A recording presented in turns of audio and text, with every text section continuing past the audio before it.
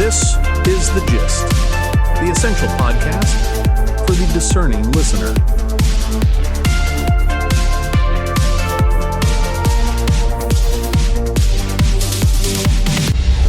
Welcome to The Gist. I'm John. And I'm Mary. We're your smart friend on the go, cutting through the noise to get to the core of what's actually happening. Today, we're focusing on a massive structural pivot. It's not about politics or headlines. It's about the machines that move our world and the quiet move to make them driverless. That's right. Let's get into the gist view. Yesterday, PepsiCo and Gatic kicked off the largest commercial autonomous freight deployment in North America. We're talking trucks with absolutely no drivers. Think about what that actually means. It's not just cool tech. It's a deliberate strategy to fix the human problem in supply chains. Exactly. Humans need breaks. Humans get tired. Humans unionize. And the corporate incentive is clear. Replace that unpredictability with an algorithmic utility. They are turning distribution from a labor market into a continuous, non-stop machine. This isn't a one-off.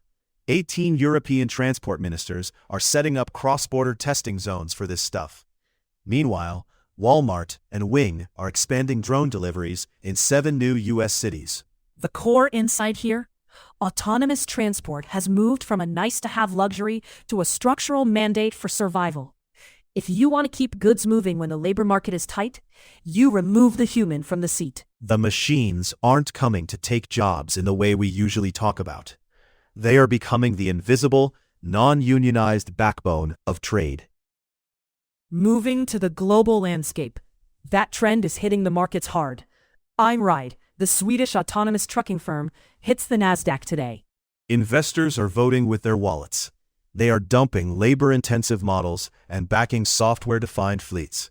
It's a shift toward resilience. It's the micro-army efficiency model.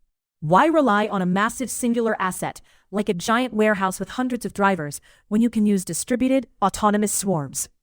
Let's pivot to the Middle East. The U.S. launched precision strikes on Iranian defense sites. This is a classic containment move. The goal is to reset the boundary lines without starting a wider war. And look at the markets. Gold prices actually dipped. That tells us investors aren't panicking. They're betting this remains a contained exchange, not a full-scale commodity shock. Finally, look up.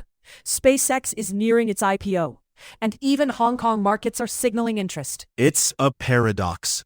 Geopolitical tensions are up, but global capital is still pouring into shared infrastructure. It shows that space is no longer a speculative frontier. It's becoming essential utility. Capital is flowing there because you can't run a modern global economy without it. Turning to the European perspective, there's a shift in how money is managed. Danish research shows pension funds are moving money out of public stocks and into unlisted private companies. Why? Productivity. They want to escape the short-term chasing of yields. They want to lock capital into companies that produce real, long-term industrial output. It's the maturation of the European Capital Markets Union. Passive tracking is out. Direct private investment is in. And while we're on Europe, look at the Brussels summit with South Korea. It's a tactical realignment. Europe is securing semiconductor supplies and defense integration. They're realizing that relying on silos, or just one or two partners, is too risky. Especially with maritime trade corridors under threat. One last observation for the day. There is a fascinating study on labor policy. You mean the cognitive capital data? Exactly. Data from the last 20 years shows that when men aged 51 to 64 stay employed, it actually slows their cognitive decline. So, healthy aging isn't just a social welfare cost anymore. It's a hard data strategy. Governments are looking at this as a way to maintain productive capacity in a world with a shrinking workforce. Keep them working, keep them sharp, keep the economy moving. That's the gist for today. We're seeing a world obsessed with resilience and efficiency. Whether it's driverless trucks, space infrastructure, or extending the working life of a population, the incentives are all pointing toward maintaining capacity at any cost. It's a pragmatic, cold-eyed view of a changing world, and we're here to help you make sense of it. See you next time. The Gist, News Digest, and podcast are entirely written and produced by artificial intelligence. The Gist is out 3 times a day, every day, providing you with a liberal perspective on what to expect next. For more information and donations, visit thegist.online. Thank you for listening.